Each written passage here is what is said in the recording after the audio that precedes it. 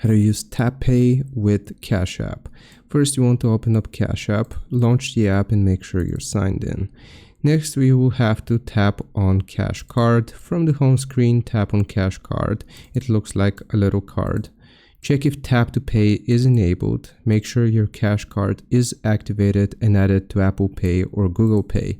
Cash App should walk you through it. Go to a contactless payment terminal.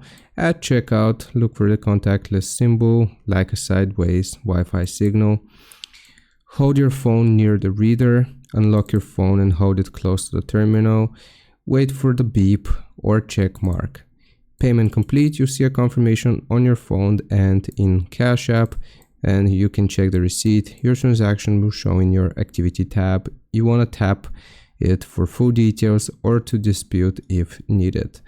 I hope this helps. Leave a like and sub. I'll see you next time.